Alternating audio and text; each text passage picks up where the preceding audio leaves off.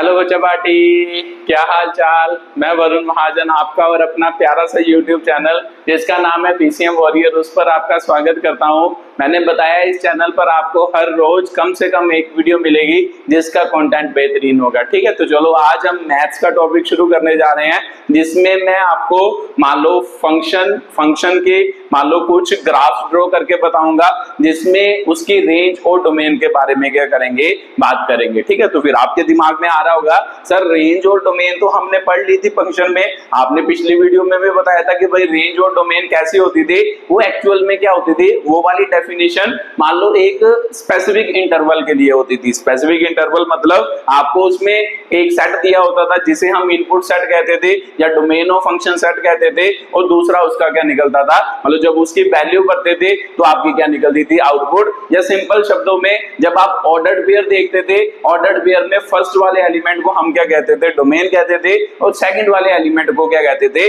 Range. तो actual में आपको जो अगर याद हो तो आपने एक छोटे से मान लो सेट के लिए वो क्या है, मान लो फंक्शन क्या किया था, डिफाइन किया था। अब जब हम मान लो फंक्शन के रेंज और डोमेन की बात करेंगे, अब हमें सेट नहीं दिए होंगे। ठीक है, तो सर क्या बोल रहे हो, सेट नहीं दिए होंगे।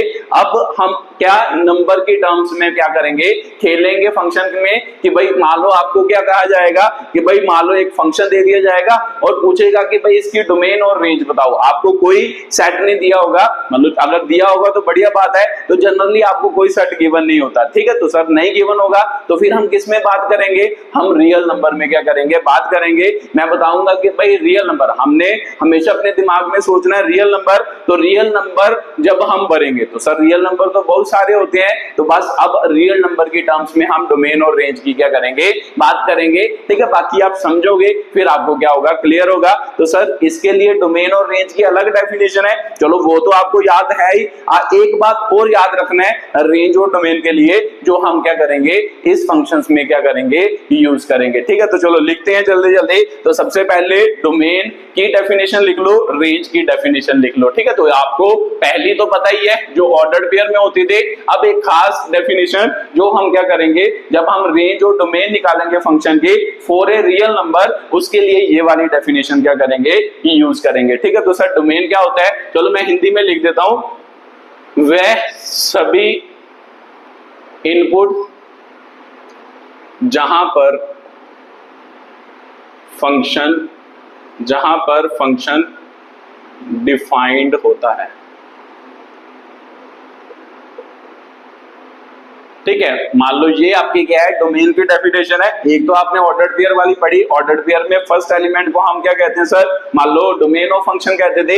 एक ये याद रखना है, जो अब हम जब रेंज और डोमेन निकालेंगे तो ये वाली डेफिनेशन क्या करेंगे, यूज करेंगे। क्या होता है, वे सभी इनपुट। तो इनपुट का मतलब भी मैंने आपको समझाया, चलो फिर बात करते हैं थोड़ी बहुत, फिर आपको ज्यादा क्या हो जाएगी, क्लैरिटी हो जाएगी। अभी समझो, वे वाली इनपुट जहां पर फंक्शन क्या होगा, डिफाइन होता है, मतलब वो सभी इनपुट जहां फंक्शन क्या होगा, डिफाइंड होगा, उसे हम क्या कहते हैं, डोमेन ऑफ ए क्या कहते हैं, फंक्शन कहते हैं। जैसे एग्जांपल के तौर पर अगर मैं पूछूं, मान लो फंक्शन एफ ऑफ एक्स है ना, एफ ऑफ एक्स हो गया, मान लो फंक्शन का आपको दे दे, मान लो एक्स प्लस क्या दे दे, 3 दे दे ना, एक्स प्लस 3 दे दे, और आपको पूछे, अब आपको फंक्शन का भी डेफिनेशन याद होगी, तो फंक्शन की भी डेफिनेशन मान लो, वो तो मान लो हमने किसकी टर्म में लिखी थी, ऑर्डर्ड पेयर की टर्म में लिखी थी। तो सिंपल डेफिनेशन क्या होती है फंक्शन की, वो भी अपने दिमाग में रखनी है, मान लो ये भी लिख लेना ना। फंक्शन का मतलब क्या होता है कि भाई जब कोई क्वांटिटी किसी दूसरी क्वांटिटी के जब कोई क्वांटिटी मतलब किसी दूसरी क्वांटिटी के चेंज करने पर, है ना, चेंज करने पर चेंज करे तो पहली क्वांटिटी को दूसरी क्वांटिटी का फंक्शन कहते हैं, दूसरी क्वांटिटी का फंक्शन कहते हैं। ठीक है, तो ये आसान शब्दों में मान लो फंक्शन किसे कहते हैं, ध्यान से पढ़ो, अब आपको समझ आएगा कि जब भी कोई क्वांटिटी किसी दूसरी क्वांटिटी के चेंज करने पर, जब हम कोई दूसरी क्वांटिटी को चेंज करें, उसके चेंज करने पर पहली वाली क्वांटिटी क्या करे, मान लो करने पर वह चेंज करे, मतलब पहले वाली है ना, करने चेंज करने पर पहली क्वांटिटी चेंज करे ना, यहाँ पे लिख लो पहली क्वांटिटी क्या करे, चेंज करे, तो हम पहली क्वांटिटी को क्या कहेंगे, दूसरे का क्या कहेंगे, फंक्शन कहेंगे। ठीक है, तो सर क्या बोल रहे, एक बार फिर से रिपीट कर दो। जब भी कोई क्वांटिटी मतलब पहली क्वांटिटी मान लो किसी दूसरी क्वांटिटी, कोई दूसरी क्वांटिटी है उसकी वैल्यू को चेंज करेंगे, तो पहली क्वांटिटी भी क्या करे, उसके विद रिस्पेक्ट टू में क्या करे, चेंज करे, उसे हम क्या कहते हैं, फंक्शन ऑफ क्या कहते हैं, मान लो दूसरी क्वांटिटी या पहली क्वांटिटी को दूसरी क्वांटिटी का क्या कहते हैं, फंक्शन कहते हैं। तो सर क्या डेफिनेशन है, अब यहां से देखो, मान लो f of x is equal to this, इसे हम y भी कहते हैं। ठीक है, मान लो इसको हम y भी लिखते हैं, तो भी सिंपल सी बात है, देखो ध्यान से, मतलब y की वैल्यू x के विद रिस्पेक्ट टू चेंज कर रही है। अगर मैं x की वैल्यू मान लो 3 भरूं तो y की वैल्यू कितनी आ रही है, तो सर यहाँ पे 3 मान लो 1 भरोगे, सॉरी 1 प्लस 3 कितना हो गया, मान लो 4 हो गया। अगर x की वैल्यू 2 भरो तो सर y की वैल्यू यहाँ से कितनी आ रही है, मतलब 2 प्लस 3 y की वैल्यू आ रही है 5। तो सिंपल सी बात है, देखो y की वैल्यू किसके रिस्पेक्ट में चेंज कर रही है, जब आपने x चेंज किया तो y क्या किया, चेंज किया, तो इसका मतलब y जो है वो x का क्या है, फंक्शन है। ठीक है, तो सर बात मेरे को क्लियर हो गई कि जब भी कभी क्या होगा, मान लो एक क्वांटिटी दूसरी क्वांटिटी की वैल्यू चेंज करने पर चेंज करे, उसे ही हम क्या कहते हैं, फंक्शन कहते हैं। तो सिंपल सी बात है कि भाई y की वैल्यू चेंज कर रही है, जब हम x की वैल्यू चेंज कर रहे हैं तो हम क्या कहेंगे, x मान लो y जो है वो x का क्या है, फंक्शन है। ठीक है, तो ये भी सर हमें पता है, वैसे तो पता है, तो चलो आपने बता दिया, ये भी अच्छा किया। बस याद रखना है कि भाई जब भी मान लो किसी क्वांटिटी की वैल्यू दूसरी क्वांटिटी के रिस्पेक्ट में चेंज करे, उसे हम क्या कहते हैं, मान लो पहली क्वांटिटी का क्या कहते हैं, फंक्शन। जैसे यहाँ पर y की वैल्यू x के विद रिस्पेक्ट टू जब आपने x चेंज किया, y भी चेंज किया, तो y क्या है, x का क्या है, फंक्शन है, x का फंक्शन, मतलब y को x का क्या कहा जाता है, फंक्शन कहा जाता है। ठीक है, तो सर ये डेफिनेशन तो मेरे को पता थी कि भाई फंक्शन क्या होता है। अब उसके बाद सर डोमेन की बात कर रहे थे, डोमेन की डेफिनेशन समझाओ। ठीक है, तो चलो डोमेन की डेफिनेशन समझते हैं कि भाई डोमेन क्या है। तो ध्यान से आप डोमेन की डेफिनेशन पढ़ोगे, भाई डोमेन क्या होता है, वह सभी इनपुट जहां पर फंक्शन क्या होता है, डिफाइंड होता है, मतलब वो सभी इनपुट जहां पर फंक्शन डिफाइंड होता है। तो सर इनपुट कैसे किसे कहते हैं, जैसे मान लो इसे है ना, इसे मैंने पिछली वीडियो में भी आपको बताया था कि इस जगह पर जो वैल्यू भरते हैं उसे हम क्या कहते हैं, इनपुट ऑफ क्या कहते हैं, फंक्शन कहते हैं। तो सर मेरे को पता है कि अगर मैं यहाँ पर f(1) भरूं तो इसका मतलब x की जगह पर मैं 1 भरा, तो यहाँ पर आंसर कितना आता था, है ना, y है। तो मान लो यहाँ पर अगर यहाँ पर जो वैल्यू भरते हैं यहाँ पर भी वो भी चेंज होता है, तो भी सिंपल सी बात है, इसका आंसर कितना आना था, 4 क्या आना था, आंसर आना था। ठीक है, तो जो वैल्यू यहाँ पर बनते हैं उसे हम क्या कहते हैं, इनपुट ऑफ क्या कहते हैं, फंक्शन कहते हैं। तो सिंपल सी बात है, अगर मैं आपको पूछूं कि जो मैंने आपको फंक्शन दी है, आप इसकी मान लो डोमेन बताओ कि भाई डोमेन क्या होगी, डोमेन ऑफ फंक्शन। तो सिंपल सी बात है सर, डोमेन ऑफ फंक्शन क्या होता है कि भाई वो सभी इनपुट जहां पर फंक्शन क्या होता है, डिफाइंड होता है, उसे हम क्या कहते हैं, डोमेन ऑफ क्या कहते हैं, फंक्शन कहते हैं। तो सर मेरे को पता है कि अगर मैं यहाँ पर मान लो 1 भरूं तो फंक्शन का आंसर आएगा, डिफाइंड वैल्यू आएगी, 2 भरूं, 3 भरूं, 3/4 भरूं, कुछ भी भरूं, फंक्शन क्या आएगा, उसका कुछ ना कुछ आंसर आएगा जो रियल नंबर में क्या है, डिफाइंड है, जो हमारे मैथ में क्या है,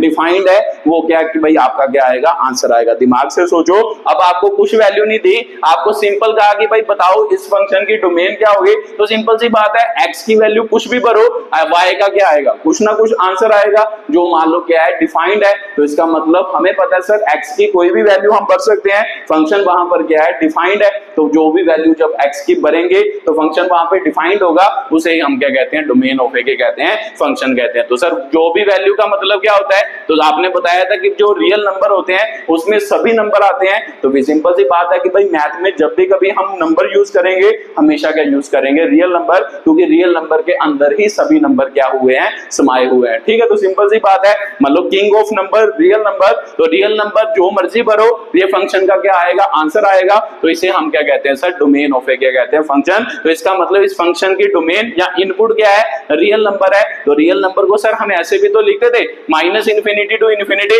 मालूम minus infinity to infinity in open interval. इसका मतलब क्या है कि भाई माइनस इन्फिनिटी से लेकर इन्फिनिटी तक जितनी भी वैल्यू है, चाहे वो डेसिमल में हो, चाहे वो मान लो 1 2 3 4 ऐसी वैल्यूज हो, वो सभी के लिए ये फंक्शन क्या है, डिफाइंड है। तो इसका मतलब इस फंक्शन की डोमेन जो होगी वो क्या होगी सर, एक रियल क्या होगी, नंबर होगी। ठीक है, तो सर ये बात तो क्लियर हो गई कि भाई जब यहाँ पर वैल्यू भरेंगे तो आंसर आएगा, इसका मतलब फंक्शन डिफाइंड है। मान लो फंक्शन कहां पे डिफाइंड नहीं होगा, तो वो भी तो आपको पता है कि भाई फंक्शन अनडिफाइंड कब होता है। तो सर मेरे को पता है कि भाई अनडिफाइंड कोई वैल्यू तभी होती है जब उसका आंसर क्या आएगा, 1 अपॉन क्या आएगा, 0 आएगा। तो सिंपल सी बात है सर, नीचे अगर 0 आए, किसी भी फंक्शन के नीचे 0 आए, तो इसका मतलब उस वक्त फंक्शन क्या होगा, मान लो अनडिफाइंड होगा। तो अगर अनडिफाइंड है तो वो डोमेन में वो वाला मान लो क्या है, वो वाली वैल्यू डोमेन में प्रेजेंट नहीं होगी कि जिस वाली वैल्यू पे उसका आंसर क्या आ रहा है, 0 आ रहा है। ठीक है, तो सर बात क्लियर हो रही है थोड़ी थोड़ी कि भाई फंक्शन की वैल्यू जब भी क्या बनेगी, 1 अपॉन 0 बनेगी।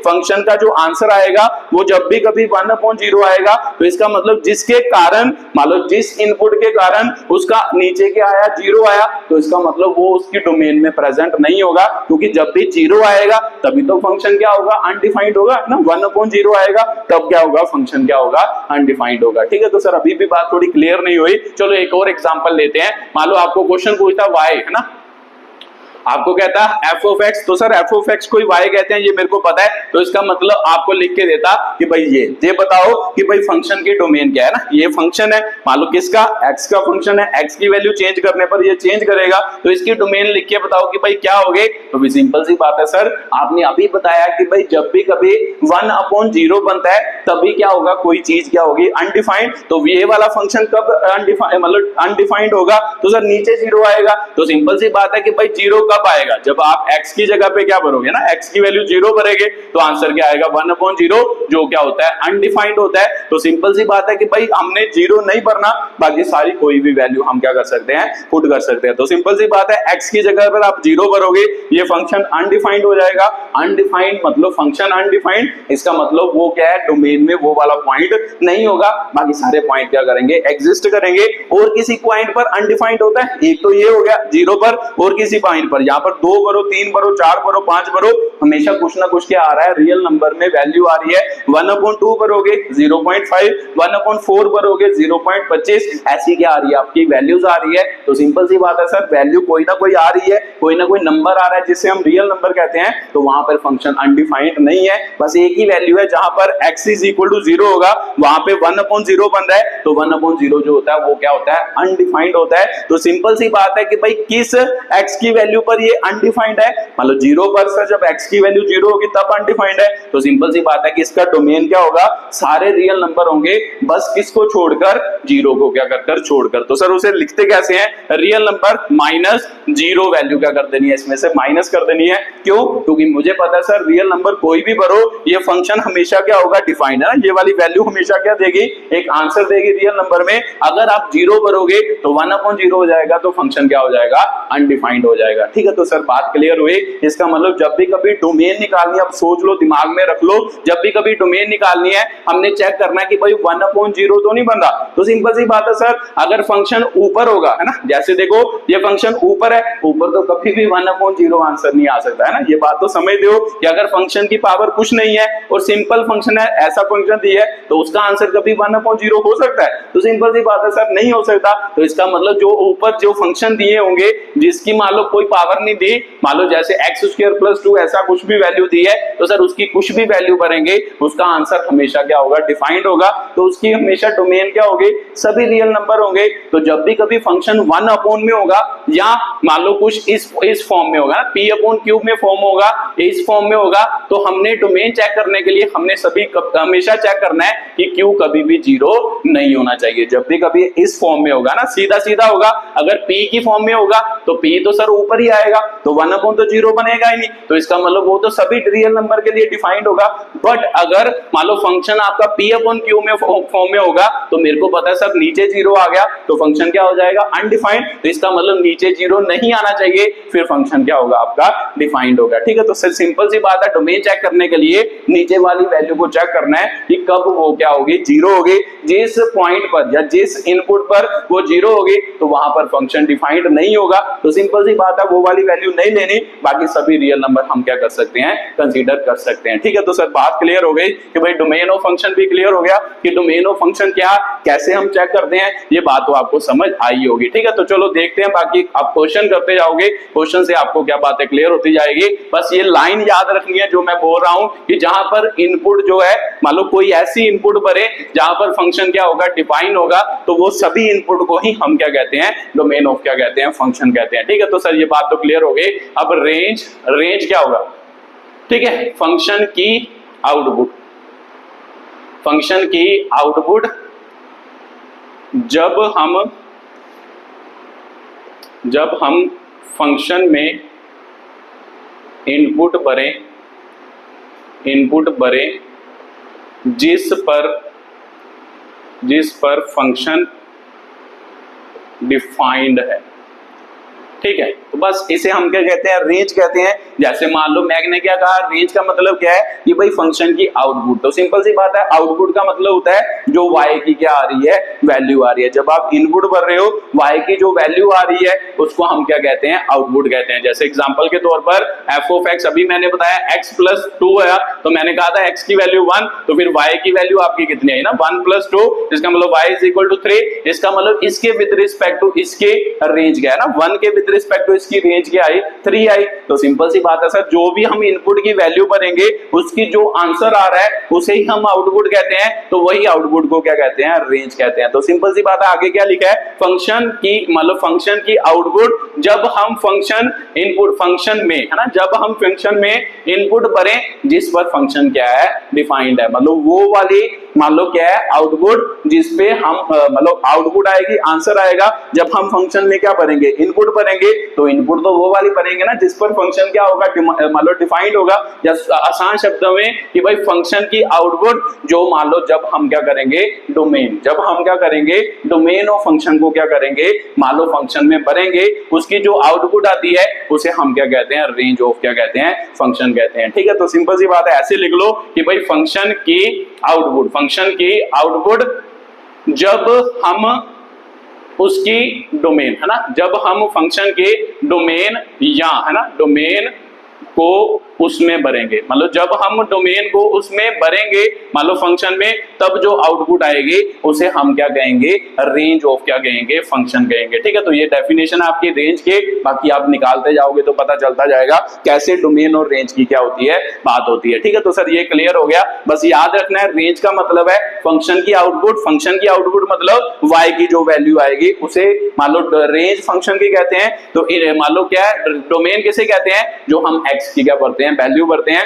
जिसे हम इनपुट कहते हैं। जब x की वैल्यू भरेंगे तो इनपुट, तो जो y का आंसर आएगा उसे आउटपुट, तो जो आउटपुट आई उसे हम रेंज कहेंगे। तो इनपुट जब आई, तो इनपुट कब, मैंने आपको बता दिया कि जब फंक्शन क्या होगा, डिफाइन, वो वाली इनपुट को हम क्या कहते हैं, डोमेन ऑफ ए फंक्शन कहते हैं। उसके विद रिस्पेक्ट टू जो आउटपुट आएंगे उसे हम क्या कहते हैं, रेंज ऑफ ए क्या कहते हैं, फंक्शन कहते हैं। ठीक है, तो सर ये बातें तो मेरे को क्लियर हो गई डोमेन और रेंज के।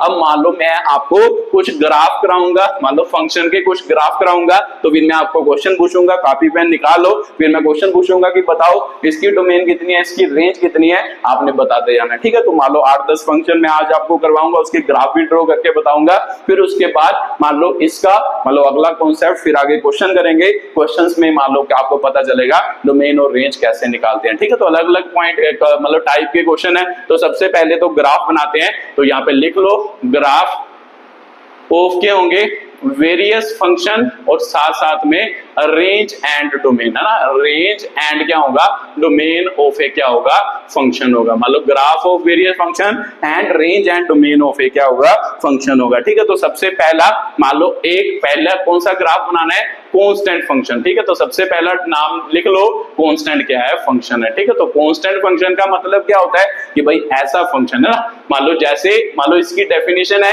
कि भाई कांस्टेंट फंक्शन, तो कांस्टेंट फंक्शन का मतलब होता है कि जिसकी आउटपुट क्या आए, हमेशा कांस्टेंट आए। ठीक है, तो मान लो वो वाला फंक्शन जिसकी आउटपुट क्या आए, एक कांस्टेंट वैल्यू आए, उसे कांस्टेंट क्या कहते हैं, फंक्शन कहते हैं। तो लिख लो इसे कि भाई वो कांस्टेंट क्या होता है, फंक्शन होता है। जैसे f of x is equal to क्या होगा, c होगा। तो c का मतलब क्या है, और यहाँ पे लिख लो c इज इक्वल टू क्या है, कांस्टेंट। इसे हम क्या कहते हैं, आपको कांस्टेंट क्या कहते हैं, फंक्शन कहते हैं। तो सर एक बार फिर से रिपीट करो, कांस्टेंट फंक्शन क्या होता है कि भाई वो वाला फंक्शन जिसमें कोई भी इनपुट भरे उसका आंसर हमेशा एक कांस्टेंट वैल्यू, कांस्टेंट मतलब एक फिक्स्ड वैल्यू हो, उसे हम क्या कहते हैं, कांस्टेंट क्या कहते हैं, फंक्शन कहते हैं। जैसे एग्जांपल के तौर पर ये लिखा है y is equal to f of x, मान लो एग्जांपल के तौर पर यहाँ पर मैं क्या लिख देता हूँ, 3 लिख देता हूँ, है ना। मान लो c का मतलब कांस्टेंट है, कांस्टेंट मतलब कोई भी रियल नंबर है, एग्जैक्ट नंबर कोई भी रियल नंबर है। तो मान लो मैंने 3 मान लिया, तो सिंपल सी बात है सर, x की जगह पर आप जो मर्जी भरते जाओ, इसका आंसर हमेशा क्या आएगा, 3 आएगा। वो तो पहले ही डिफाइन कर दिया है ना, x की जगह पर 1 भरो तब भी आंसर 3, 2 भरो तब भी आंसर 3, तो मान लो 4 भरो तब भी आंसर 3, -4 भरो तब भी आंसर 3, 3/2 भरो तब भी आंसर 3। तो इसका मतलब इस टाइप के फंक्शन को हम क्या कहते हैं, मान लो कांस्टेंट क्या कहते हैं, फंक्शन कहते हैं। तो फिर सिंपल सी बात है, अगर मैं पूछो डोमेन ऑफ फंक्शन और रेंज ऑफ फंक्शन, ऐसे फंक्शन की डोमेन और रेंज क्या होगी, तो आप बता ही सकते हो सर मेरे को पता है कि भाई फंक्शन, अभी आपने बताया कि भाई फंक्शन की वैल्यू ऊपर है, अगर ऊपर होगी तो ये तो हमेशा क्या होगा, डिफाइंड ही होगा। मान लो ये तो अनडिफाइंड हो ही नहीं सकता, तो वैसे तो आपको एग्जैक्ट वैल्यू दे दी है, तो जब भी ऊपर हो तो फिर कोई चेक करने की जरूरत नहीं है, फिर तो आपको सीधा क्लियर होना चाहिए कि कोई भी रियल नंबर भरे तो सर मेरे को पता है कि भाई इसकी आउटपुट आएगी ही आएगी। वो इसका मतलब सभी इनपुट पर ये फंक्शन डिफाइंड है, तो फिर इनपुट मतलब सभी मतलब मैथ्स में क्या होती है, रियल नंबर होती है। तो इसका मतलब इस पर क्या लिख देंगे, रियल नंबर, है ना। डोमेन ऑफ फंक्शन क्या हो गया, रियल नंबर। तो रियल नंबर को सर ऐसे भी तो लिखते हैं -इन्फिनिटी से इन्फिनिटी, इसका मतलब इसके बीच जितने भी है ना इनफाइनाइट नंबर आते हैं, 3/2, 1/2, -1/2, -3/2, -1, -2, ऐसे सभी नंबर आते हैं। तो इसका मतलब इसकी डोमेन क्या हो गई, रियल नंबर हो गई। तो सर उसके बाद रेंज ऑफ फंक्शन, अभी आपने बताया कि जब आप इनपुट भरो उसका जो आउटपुट आए, आउटपुट मतलब जो उसका आंसर आए, उसे ही हम क्या कहते हैं, रेंज ऑफ फंक्शन कहते हैं। तो सिंपल सी बात है कि भाई सर अगर यहाँ पर मैं कुछ भी भरूंगा आंसर 3 आएगा, ये तो एक एग्जांपल हो गई, हम जनरली क्वेश्चन को सॉल्व कर रहे हैं। तो सिंपल सी बात है सर, जहां पर मैं कुछ भी भरूं आंसर क्या आएगा, ऐसा ही सी कुछ ना कुछ आएगा। तो सी मतलब जरूरी थोड़ा 3 हो सकता है, सी तो -3 भी हो सकता है, सी 1/2 भी हो सकता है, कुछ भी एक कांस्टेंट हो सकता है। तो मैं इसीलिए यहाँ पर क्या लिख रहा हूँ, से। तो सर जब यहाँ पर कुछ भी भरेंगे तो यहाँ पर एक कांस्टेंट वैल्यू आएगी, तो वही उसकी क्या होगी, आउटपुट, है ना, हमेशा वही कांस्टेंट आएगा। मान लो अगर आपने 1 माना है तो 1 ही आएगा, अगर 3 माना है तो 3 आएगा, अगर -1 माना है तो -1 ही आएगा। तो सिंपल सी बात है सर, रेंज ऑफ फंक्शन क्या होगा, कांस्टेंट, कांस्टेंट से, है ना, ये क्या होगा आपका, रेंज ऑफ क्या होगा, फंक्शन होगा। ठीक है, तो सर बात मेरे को क्लियर हो गई कि भाई रेंज जो होगा, मान लो रेंज ऑफ फंक्शन क्या होगा, कांस्टेंट होगा। तो कांस्टेंट सर मुझे कैसे रिप्रेजेंट करना है, सीधा सी लिखना है। तो मुझे पता है कि भाई किसी नंबर को रेंज का मतलब सेट होता है ना, रेंज का और डोमेन का मतलब सेट होता है। तो यहाँ पे रियल नंबर लिख दो, सेट को ऐसे लिखना तो ऐसे लिख दो, तो अगर इसको लिखना है तो सेट की फॉर्म में लिखो, सेट की फॉर्म में हमने क्या कर दिया, वो नंबर लिख दिया। ठीक है, तो ये बात तो क्लियर हो गई। अब इसका ग्राफ ड्रॉ करते हैं। तो सर ग्राफ कैसे बनाते थे, यहाँ पर मेरे को पता है ओरिजिन, इसे एक्स एक्सिस कहते थे, है ना, प्लस एक्स एक्सिस, इसको क्या कहते थे, प्लस वाई एक्सिस कहते थे। तो सिंपल सी बात है सर, नीचे क्या होगा, -y एक्सिस होगा। तो मेरे को पता है सर कांस्टेंट, आपने कांस्टेंट माना है तो कांस्टेंट 3 टाइप का हो सकता है ना। कांस्टेंट की वैल्यू क्या क्या हो सकती है, यहां से 0 से बड़ी, 0 से बड़ी मतलब positive number 1 2 3 4 up to so on, या फिर 0 से छोटे, तो 0 से छोटी सर मतलब -1 -2 -3, मतलब साथ में ऐसे भी ना 0.5 -0.5 ऐसे भी कुछ वैल्यूज हो सकती हैं। तो उसके बाद सर मेरे को पता है कि भाई एक आंसर क्या बचा, 0। तो इसका मतलब 3 तरीके से कांस्टेंट को हमने मान लो डिफाइन कर लिया, या तो उसकी वैल्यू 0 होगी, या लेस देन 0 होगी, या ग्रेटर देन क्या होगी, 0 होगी। तो सर कांस्टेंट मतलब इसकी आउटपुट, आउटपुट मतलब y है ना, ये जो है ये किसकी वैल्यू है, y की, तो इसका मतलब y की वैल्यू यहाँ तो c मतलब ग्रेटर देन 0 होगी या लेस देन 0 होगी या 0 के क्या होगी, बराबर होगी। तो इसका मतलब ड्रॉ कर लेते हैं। तो सर मेरे को पता है कि y की वैल्यू 0 से बड़ी कहां पर होती है, यहाँ पर होती है। तो सिंपल सी बात है कि भाई यहाँ पर कोई नंबर होगा ना, यहाँ पर कोई c नंबर होगा, तो यहाँ पर जो c नंबर होगा, y की वैल्यू यहाँ पर पॉजिटिव ही होती है ना, आपको पता ही होगा ग्राफ में यहाँ पर सभी y की वैल्यू क्या होती है, पॉजिटिव। तो वहां पर एक c कंसीडर कर लिया, c का मतलब कोई भी पॉइंट 1 2 3 4 5 6 कोई भी पॉइंट। तो सिंपल सी बात है सर, मेरे को पता है कि भाई इधर x की वैल्यू होगी, तो मेरे को पता है कि भाई x की वैल्यू चेंज करते जाओ, है ना। मान लो x की वैल्यू 1 होगी, तो चलो पॉइंट ड्रॉ कर लेते हैं। x की वैल्यू 1 होगी, यहाँ पर 1 हो गया, 2 3 4 5 6 7, तो मान लो यहाँ पर क्या होगा, मान लो अगर 2 होगी, यहाँ पर 3 होगी, यहाँ पर 4 होगी, यहाँ पर 5, यहाँ पर 6, तो मेरे को पता है यहाँ पर अगर जो मर्जी भरो सर x की वैल्यू, तो मेरे को पता है कि भाई y की वैल्यू हमेशा क्या आनी है, c आनी है। तो c को पहले मैं मान लेता हूँ, जैसे मैं यहाँ पर 3 मान लेता हूँ, तो सर x की वैल्यू 1 भरो, 2 भरो, 3 भरो, 4 भरो, 5 भरो, तो y का आंसर हमेशा क्या आना है, 3 आना है। तो इसका मतलब देखो यहाँ पर x की डिफरेंट डिफरेंट वैल्यू है, आपको ग्राफ पे पॉइंट ड्रॉ करना आता ही होगा कि भाई ग्राफ पे पॉइंट कैसे ड्रॉ करते हैं। तो सर ये वाला पॉइंट जो हो गया, ये कौन सा हो गया ना, मान लो मुझे पता है कि 1 3 हो गया, 1 क्या हो गया 3, मान लो यहाँ से इसका डिस्टेंस कितना है 1, जब ये पॉइंट लिखा होता है इसका मतलब क्या होता है, तो सर इसका मतलब होता है कि ये वाला पॉइंट मान लो 0 से 1 मीटर की दूरी पर है x एक्सिस पर, या 1 यूनिट पर दूर है, तो और y एक्सिस से कितना दूर है, 3 यूनिट दूर है। तो सर मेरे को पता है कि अगर ये लिखेंगे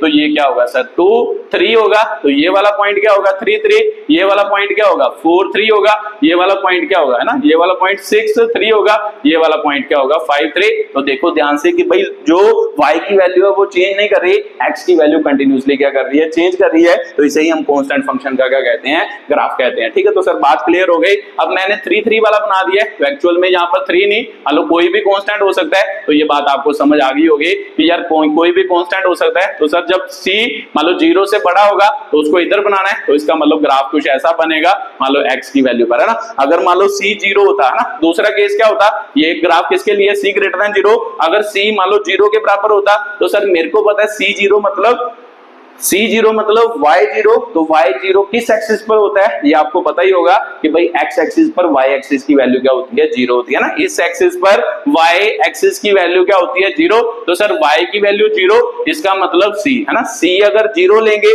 तो Y की वैल्यू क्या होगी 0, तो सिंपल सी बात है, फिर ग्राफ कहां पर ड्रॉ करेंगे, यहाँ पर, तो यहाँ C की वैल्यू क्या हो गई 0 हो गई। ठीक है, तो ये बात है। मान लो अगर C 0 होता तो मान लो यहाँ पर ग्राफ क्या होता, ड्रॉ होता। उसके बाद सर तीसरा केस क्या हो सकता है, C less than 0, less than 0 मतलब नेगेटिव, तो C क्या है सर, C की जो भी वैल्यू है वो y है, तो नेगेटिव नंबर, तो नेगेटिव सर इधर ड्रॉ करते हैं। तो सिंपल सी बात है, यहाँ पर C लिख दो, इसका मतलब यहाँ पर C लेस देन क्या होगा 0 होगा। तो C तो सर कोई भी वैल्यू हो सकती है, इसीलिए मैं कोई वैल्यू नहीं मान रहा, मैं जनरली लिख रहा हूँ C ग्रेटर देन 0, मतलब 0 से बड़ा कोई भी वैल्यू इधर ग्राफ बनेगा। अगर लेस देन 0 होगा इस पर, अगर 0 मतलब C 0 होगा तो y की वैल्यू 0, तो y की वैल्यू 0 सर x एक्सिस पर होती है, तो यहाँ पर क्या बनेगा, ग्राफ बनेगा। ठीक है, तो ये कांस्टेंट फंक्शन का ग्राफ है। ये आपका क्या हो गया, मान लो डोमेन एंड रेंज भी हो गया, वो भी मैंने बता दिया कि डोमेन रेंज क्या होगी। ठीक है, तो ये बात क्लियर हो गई। तो सर अगला मान लो ग्राफ ड्रॉ करते हैं कि भाई कैसा होगा कांस्टेंट फंक्शन का ग्राफ, तो हमें पता चल गया। ठीक है, तो उसके बाद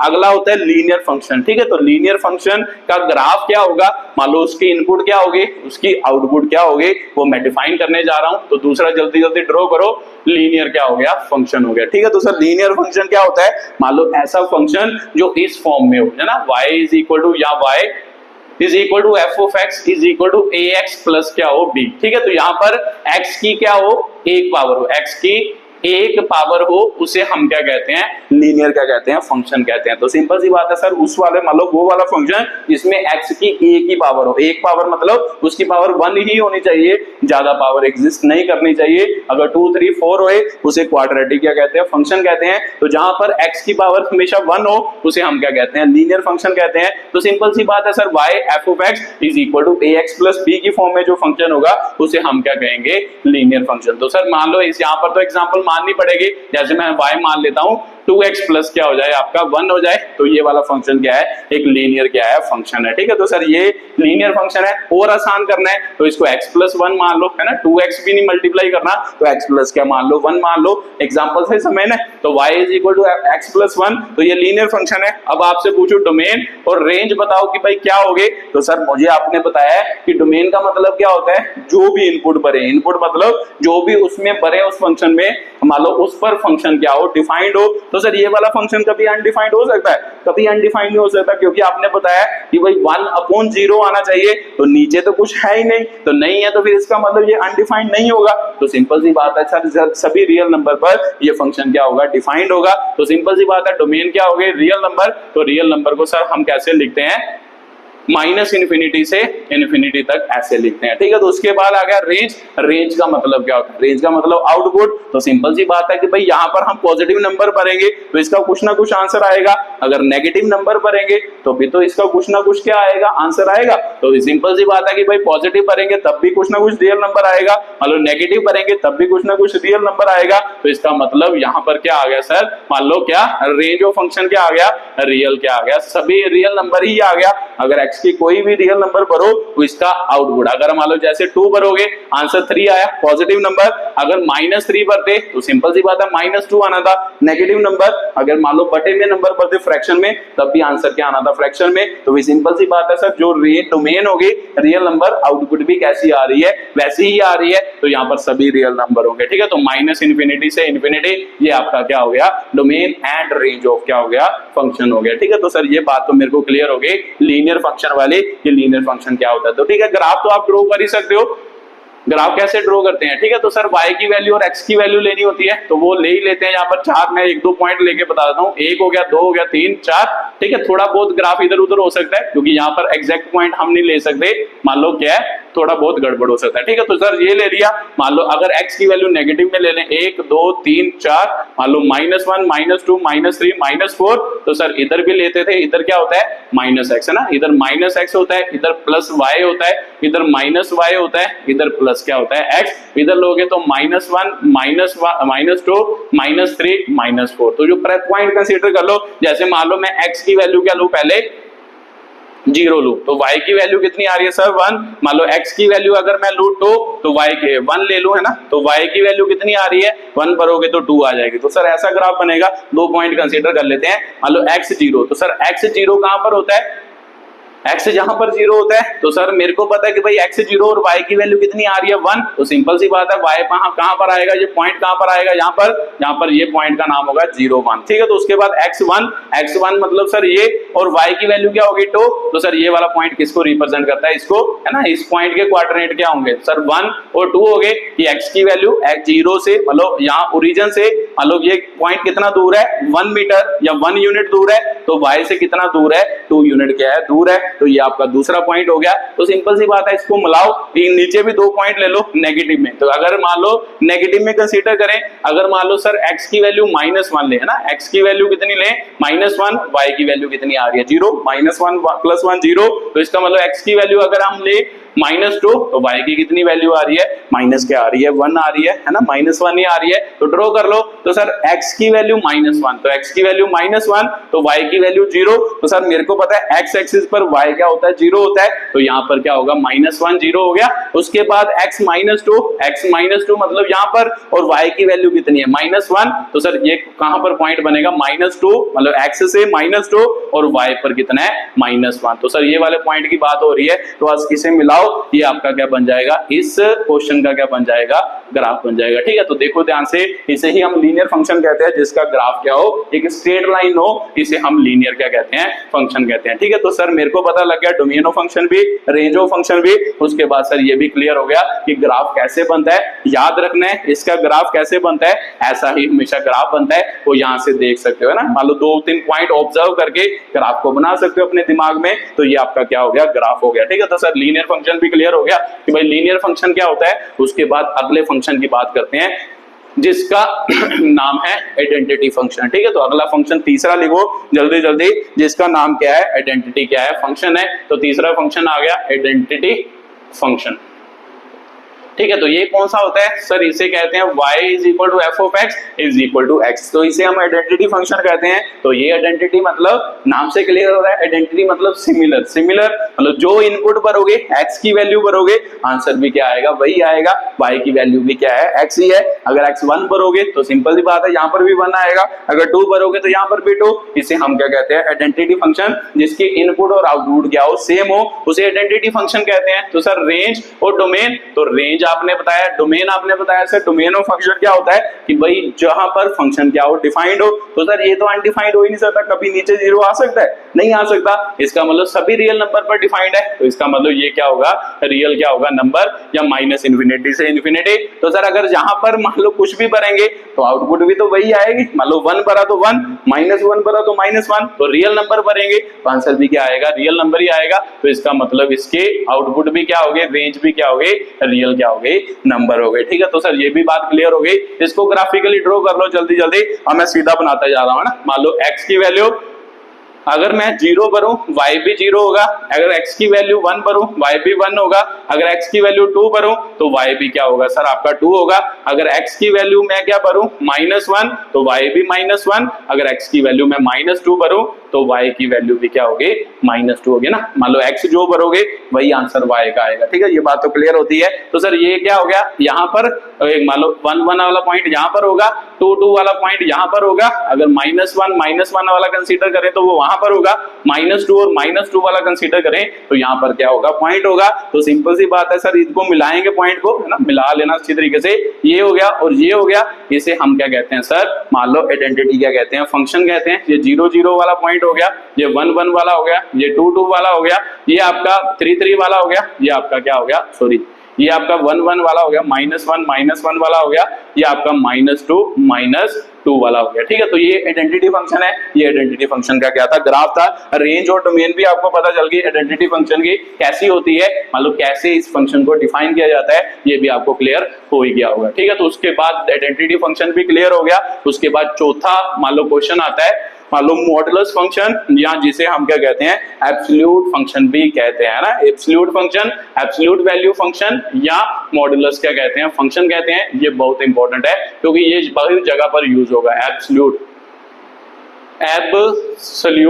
वैल्यू फंक्शन है ना, और मॉडुलस क्या होता है, फंक्शन होता है। ठीक है, तो ये भी फंक्शन बहुत इंपॉर्टेंट है, बता रहा हूं मैं, ये आपके मैथ्स में बड़ी जगह पर यूज होगा, मॉडुलस फंक्शन और मान लो एब्सोल्यूट वैल्यू फंक्शन। तो क्या होता है सर, ये मान लो इसका है ना, मान लो वो वाला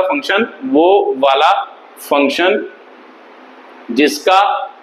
जिसकी आउटपुट है ना, जिसकी आउटपुट हमेशा पॉजिटिव आती है, जिसकी आउटपुट हमेशा पॉजिटिव आती है, पॉजिटिव आती है, चाहे हम इनपुट नेगेटिव भी दें, इनपुट नेगेटिव भी दें। ठीक है, उसे हम क्या कहते हैं, एब्सोल्यूट वैल्यू क्या कहते हैं, फंक्शन कहते हैं। क्या मतलब सर, मतलब आंसर इसका जो आएगा वो हमेशा क्या आएगा, पॉजिटिव आएगा। मतलब आंसर मतलब आउटपुट, आउटपुट मतलब y, तो y की वैल्यू हमेशा पॉजिटिव आएगी।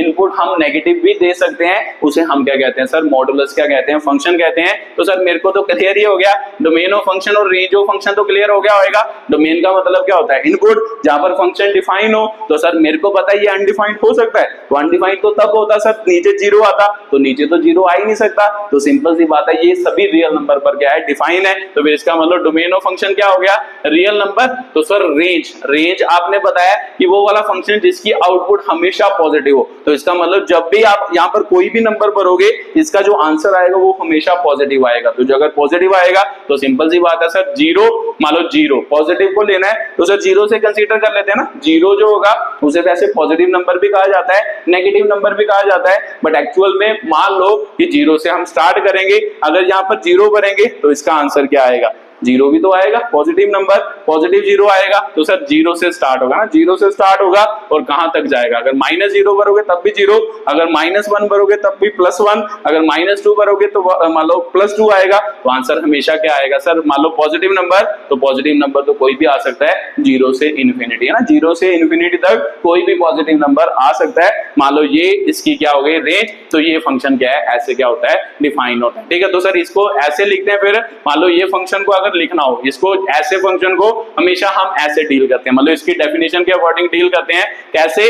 मान लो जैसे यहाँ पर लिखे, ठीक है, तो x की वैल्यू अगर ग्रेटर देन इक्वल टू क्या हो, 0, तो सिंपल सी बात है सर, मेरे को पता है कि ये जो डंडी है ना, जो मैंने स्ट्रेट लाइन लगाई है, इसका मतलब ये क्या करेगा, ये हमेशा इस नंबर को क्या करेगा, पॉजिटिव करेगा। तो सिंपल सी बात है, x ग्रेटर देन 0 मतलब इसके अंदर मैं क्या कर रहा हूं, पॉजिटिव नंबर 1 भर रहा हूं, 2 भर रहा हूं, 3 भर रहा हूं, 4 भर रहा हूं, ऐसा कोई नंबर भर रहा हूं। तो सर मेरे को पता है कि भाई मॉडुलस फंक्शन का मतलब उसके अंदर अगर पॉजिटिव नंबर भरेंगे तो उसे कोई जरूरत है कोई पंगा करने की, तो आपका आंसर होगा कोई पंगा करने की जरूरत नहीं है, क्योंकि उसका मतलब ही यही है, उसको ऐसे डिफाइन किया गया है कि उसका आंसर हमेशा क्या आना है, पॉजिटिव। तो अगर हम पॉजिटिव नंबर भरेंगे, मान लो 0 से लेके मान लो कोई भी नंबर भरेंगे, तो इसका आंसर सर हमेशा क्या आएगा, पॉजिटिव आएगा। तो सिंपल सी बात है सर, अगर पॉजिटिव भरा तो पॉजिटिव ही आया, तो मोड को कुछ करने की कोई जरूरत नहीं है, तो इसका मतलब फिर मोड सीधा सीधा खुल जाएगा। ये जो दो लाइनें ड्रॉ की है ये छोड़ देंगे। क्यों छोड़ देंगे? क्योंकि मोड ने आंसर हमेशा क्या लाना था, पॉजिटिव। तो जब भी कभी कोई पॉजिटिव नंबर हो तो मोड का कोई मतलब नहीं होता, मोड हम क्या कर सकते हैं, छोड़ सकते हैं। तो इसका मतलब ये पॉजिटिव, मोड हमने छोड़ दिया, तो आंसर क्या आ गया सर, एक्स ही आ गया। ठीक है, तो उसके बाद उल्टा करें, अगर नेगेटिव नंबर हो तो नेगेटिव अपने दिमाग में जब भी आए हम अपने दिमाग में लाओ -1 -2 -3 ऐसा कोई ना कोई नंबर हो, तो सर अगर नेगेटिव नंबर इसमें भरेंगे ना, अब मान लो यहां पर मैं क्या भर रहा हूं, या तो -1 भर रहा हूं, -2 -3, बट आपने बताया सर इसका आंसर हमेशा पॉजिटिव आना है। अब मोड की क्या है, जरूरत है। पॉजिटिव नंबर के लिए तो मोड की जरूरत कोई नहीं है, क्योंकि पॉजिटिव नंबर है तो मोड को कुछ करने की जरूरत नहीं है। अगर सर -1 भरा तो इसने इसको क्या करना है, पॉजिटिव करना है। तो सिंपल सी बात है, जो ये लाइनें लगाई हैं ये क्या करेगा, ये अब माइनस इसके साथ क्या करवाएगा, मल्टीप्लाई करवाएगा ना, इसके साथ माइनस मल्टीप्लाई कराएगा, -1 के साथ -1 मान लो मोड के अंदर रखा तो -1 तो नेगेटिव नंबर है, तो सर मोड ने इसको क्या करना है, पॉजिटिव। तो सिंपल सी बात है, ये माइनस इसके साथ मल्टीप्लाई कराएगा और माइनस माइनस क्या हो जाता है, +1। तो इसका मतलब जब भी कोई नेगेटिव नंबर उसके अंदर भरोगे वो हमेशा उसके साथ क्या करवा देगा, माइनस मल्टीप्लाई करवा देगा। तो सर मेरे को पता है कि मैं जनरली लिख रहा हूं, मैं तो नंबर थोड़ा ना लिख रहा हूं, एक्स नेगेटिव नंबर है तो एक्स के साथ क्या करवाएगा, माइनस क्या करवा देगा, मल्टीप्लाई करवा देगा ना। मोड को छोड़ेंगे, मोड क्या करवा देगा, एक्स के साथ माइनस मल्टीप्लाई। कब? क्योंकि हमें पता है कि एक्स की वैल्यू क्या है, -1 -2 -3 ऐसी वैल्यू है। तो सिंपल सी बात है, माइनस के साथ माइनस मल्टीप्लाई कराएगा तभी तो वो पॉजिटिव बनेगा। तो इसका मतलब जब इसकी डेफिनेशन आए तो ऐसे इसको क्या किया जाता है, लिखा जाता है। ठीक है, तो ये आपका क्या था, मॉडुलस फंक्शन था, ये उसकी क्या थी, एक्सप्लेनेशन। तो इसका ग्राफ ड्रॉ करेंगे, तो अब आप ग्राफ खुद भी ड्रॉ करना। ठीक है, मैं थोड़ा थोड़ा बता रहा हूं कि भाई कैसे, मान लो एक आध वैल्यू भर के मैं बता देता हूं, वैसे इसका ग्राफ कैसे बनता है वो तो मैं बता ही देता हूं। मान लो अगर x की वैल्यू लिख लो जल्दी जल्दी, 0 बने, y भी 0 होगा। अगर x 1 हुए तो y क्या होगा, y 1 ही आएगा। अगर x मान लो -1 हुए तो y भी क्या आएगा, +1 है ना। आंसर हमेशा क्या आना है, पॉजिटिव। अगर पॉजिटिव भरोगे तो पॉजिटिव आना है, अगर नेगेटिव भरोगे तब भी क्या आना है, पॉजिटिव। तो इसका मतलब x -2 होगा तो y भी क्या होगा सर, आपका 2 ही होएगा, पॉजिटिव नंबर। तो ड्रॉ कर लो जल्दी जल्दी। तो यहाँ पर ड्रॉ करेंगे x 0 0, तो सर 0 0 मतलब यहाँ पर मान लो 1 1 1 1 होगा तो सर यहाँ पर होगा है ना, 2 2 होगा तो यहाँ पर होगा। अगर मान लो -1 सर यहाँ पर है ना, -1 यहाँ पर है तो -1 1 आ रहा है तो ये वाला पॉइंट होगा, -2 और 2 आ रहा है तो ये वाला पॉइंट होगा। तो सिंपल सी बात है, इन पॉइंट्स को मिलाओ तो देखो कौन सा ग्राफ बन रहा है। तो सर जब मिलाएंगे तो कुछ ऐसा क्या बनेगा, ग्राफ बनेगा। ठीक है, तो इसे मॉड फंक्शन का क्या कहते हैं, ग्राफ कहते हैं। तो आपको पता ही होगा कि भाई y की वैल्यू जो होती है वो किस पार्ट, मतलब कि कहां पर पॉजिटिव होती है, ऊपर ऊपर पॉजिटिव होती है। तो इसका मतलब जब भी मॉड फंक्शन आएगा तो उसका ग्राफ हमेशा क्या बनेगा, ऊपर ऊपर ही बनेगा, क्योंकि y यहाँ पर पॉजिटिव है तो सिंपल सी बात है इसका ग्राफ ऊपर ही बनेगा, नीचे कभी भी नहीं जाएगा। तो बस ये याद रखना है कि ये 0 है ना, मान 0 से स्टार्ट हो रहा है इसीलिए यहाँ पर बना। तो अगर मान लो वैल्यू अलग अलग होती तो फिर ग्राफ तो ऐसा ही बनना है, हमेशा ऊपर ही बनना है, बस उसकी वैल्यू चेंज हो सकती है अकॉर्डिंग टू सिचुएशन। ठीक है, तो ये आपका क्या हो गया, मॉडुलस फंक्शन। मॉडुलस फंक्शन की डेफिनेशन हो गई, एब्सोल्यूट फंक्शन की डेफिनेशन हो गई कि भाई क्या होता है, तो कैसे उसका क्या बनता है, ग्राफ बनता है। उसके बाद अगले फंक्शन की बात करते हैं। मान लो उससे अगले मान लो रेसिप्रोकल क्या है, आपका फंक्शन है कि भाई रेसिप्रोकल फंक्शन क्या होता है, उसे कैसे डिफाइन करते हैं, उसका कैसा ग्राफ बनता है। ठीक है, तो लिख लो जल्दी जल्दी।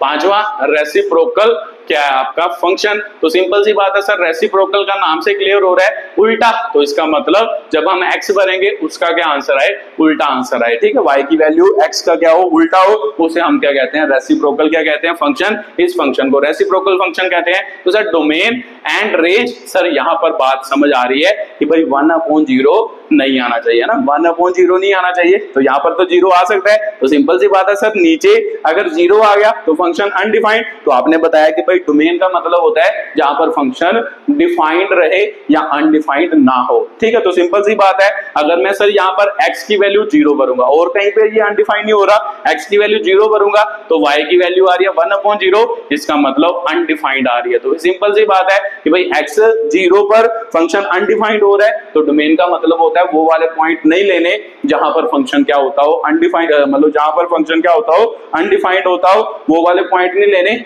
सारे पॉइंट लेने हैं जहां पर फंक्शन क्या होगा, डिफाइंड। सर इसको छोड़ दें तो फिर कभी फंक्शन अनडिफाइंड हो सकता है, तो आपका आंसर होगा और तब तो कभी नहीं होगा। इसके अलावा कोई भी वैल्यू लो, फंक्शन का क्या आएगा, हमेशा कुछ ना कुछ आंसर आएगा, तो इसीलिए सर फंक्शन क्या होगा, डिफाइंड होगा। तो डोमेन ऑफ फंक्शन फिर क्या होगी सर, होगी तो रियल नंबर ही है ना, रियल नंबर को आर ही लिख देते हैं, बट उसमें से क्या माइनस करना है सर, 0 क्या करना है, माइनस करना है, क्योंकि 0 पर फंक्शन क्या हो रहा है, अनडिफाइंड, तो 0 को नहीं लेना, बाकी कोई भी रियल नंबर लो, इसका कुछ ना कुछ क्या आएगा, आंसर आएगा, मतलब फंक्शन क्या होगा, फंक्शन का आंसर आए, मतलब फंक्शन क्या है, डिफाइंड है। ठीक है, तो सर ये बात तो क्लियर हो गई। अब रेंज की बात करें तो सर x की जो वैल्यू भरोगे तो आंसर भी तो रियल नंबर आएगा, अगर 0 भरोगे तो 0 पर तो अनडिफाइंड होगा, तो सर y की कौन सी वैल्यू नहीं आ सकती, तो y की भी 0 वैल्यू नहीं आ सकती। अब सोच के देखो कि भाई क्यों 0 नहीं आएगी, तो सर अगर 0 लानी हो, y की वैल्यू 0 लानी हो तो ऊपर क्या आना चाहिए ना, जब भी किसी का आंसर 0 लाना हो ऊपर 0 आना चाहिए,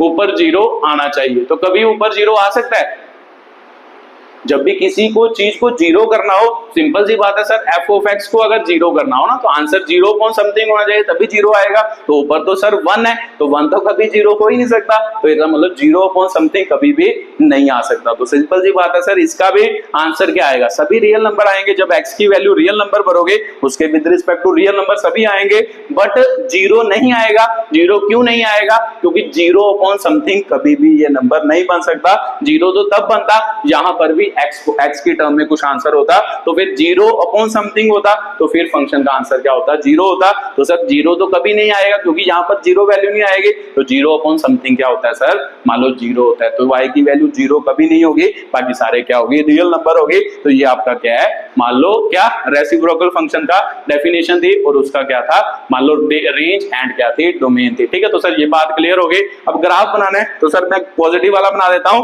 नेगेटिव वाला खुद बनाओगे। मान लो x की वैल्यू अगर मान लो 0 पर है, 0 पर तो अनडिफाइंड हो जाएगा सर, तो अनडिफाइंड वाला थोड़ा ना ग्राफ बनाएंगे। तो मान लो x की वैल्यू 1 पर है ना, x की वैल्यू 1, तो y की वैल्यू 1/1 1 नहीं होगी। अगर x की वैल्यू आप क्या भरें, 2 भर दें, x की वैल्यू क्या भर दें 2, तो y की वैल्यू क्या होगी सर आपके 2 भरेंगे तो 1/2, तो 1/2 क्या होता है सर 0.5 होता है। अगर x की वैल्यू 4 भरें तो y की वैल्यू 1/4, तो 1/4 का मतलब होता है सर 0.25 होता है। ठीक है, तो इसको ड्रॉ कर लो जल्दी जल्दी, क्या बन रहा है सर 0, यहाँ पर है 0 है ना, तो पहली तो 1 1 है, तो देखो 1 1 सर 1 1 का मतलब ये होगा ना x1 और y1, यहाँ पर 1 यहाँ पर 1, उसके बाद सर अगला क्या है, x की वैल्यू 2 है, तो x की वैल्यू 2 यहाँ पर हो गई, तो y की वैल्यू क्या है सर 0.5, तो सिंपल सी बात है सर y की वैल्यू 0.5 मतलब यहाँ पर 0.5 ही हो गई, तो इसका मतलब ये पॉइंट की बात कर रहा है, तो यहाँ पर क्या होगा, ये पॉइंट होगा। उसके बाद सर x आपने 4 भरा है, तो x4 मतलब 3 और 4, तो x की वैल्यू 4 हो गई, y की वैल्यू क्या होनी चाहिए 0.25, तो सर 0.25 इन दोनों के बीच आएगा, तो 0.25 यहाँ पर आएगा और 0.25 यहाँ पर, और इसके साथ 4 मतलब x की वैल्यू 4 है और y की वैल्यू क्या है 0.25, और ये बनेगा, और इन तीनों पॉइंट को मिलाओ और आपका क्या आ जाएगा, आंसर आ जाएगा। ठीक है, तो सर ये तो इधर का बना, ऊपर को भी जाना था कुछ ना कुछ, अगर ऊपर को जाना है तो फिर y की वैल्यू लो, मान लो x की वैल्यू उल्टी ले लो है ना, उल्टी कंसीडर कर लो, x की वैल्यू 0.5 हो तो सर y की वैल्यू क्या होगी 0.5, मतलब यहाँ पर 0.5 भरोगे तो सर क्या होगा 10/5, इसका मतलब 2 हो जाएगा, तो सर उल्टा ही तो हुआ, मतलब अगर 0.5 x भरा तो y की वैल्यू क्या हो जाएगी 2, तो y की वैल्यू 2 हो गई। अगर x की वैल्यू 0.25 भरोगे तो सिंपल सी बात है सर उल्टा यहाँ पर किया तो y की वैल्यू क्या हो जाएगी 4, तो y की वैल्यू 4, इसका मतलब यहाँ पे बना दो, मान लो उल्टा करेंगे तो क्या x की वैल्यू 0.5, सर x 0.5 यहां पर होगा तो 0.5, y की वैल्यू कितनी है सर 2, तो इसका मतलब ये कौन सा पॉइंट है, ये वाले पॉइंट की बात कर रहा है ना, ये वाले पॉइंट की बात कर रहा है। उसके बाद अगला x की वैल्यू 0.25, तो 0.25 सर और क्लोज हो जाएगा, और उसके बाद y की वैल्यू 4 पर बात कर रहा है, ठीक है, 2 और 3 यहाँ पर 4 होगा, ये वाला पॉइंट, तो सभी को मिलाओ तो देखो कैसा ग्राफ बन रहा है, ठीक है, तो इसको मिलाएंगे कुछ ऐसा क्या बन रहा है, ग्राफ बन रहा है, ठीक है। तो सर ये ग्राफ बन रहा है आपका, है ना, ऐसा कुछ क्या बन रहा है, ग्राफ बन रहा है, ये आपका क्या होता है, मान लो किसका ग्राफ होता है, रेसिप्रोकल फंक्शन का। ये तो मैंने पॉजिटिव नंबर लिए हैं सभी, अगर आप नेगेटिव लेते तो नेगेटिव पर भी यहाँ पर ऐसा ही की बनता, ग्राफ बनता, ठीक है, मतलब ऐसा कुछ ग्राफ बनता ऐसा। तो देखो ध्यान से कि भाई इन मान लो ये कभी 0 होगा, मान लो इसकी वैल्यू कभी 0 होगी, तो सर 0 तो कभी नहीं होगी। तो देखो ध्यान से, अगर आप x की वैल्यू 0 कर दो, x की वैल्यू 0 कर दो, तो y की वैल्यू क्या आ रही है, अनडिफाइंड आ रही है, तो y की वैल्यू क्या होगी, इन्फिनिटी होगी। अगर x आप क्या भरते हो, 0 भरते हो, ठीक है, तो y की वैल्यू इन्फिनिटी, मतलब ये ग्राफ चलता जाएगा चलता जाएगा चलता जाएगा, मतलब जब आप 0 के क्लोज भरोगे x को, ये ग्राफ क्या आता जाएगा, पास आता जाएगा ना, पास आता जाएगा। बट y की वैल्यू कभी भी मान लो 0 नहीं होगी, है ना, y की वैल्यू कभी 0 होगी, मतलब अगर आप x 0 भी भर दो, y की वैल्यू कभी भी 0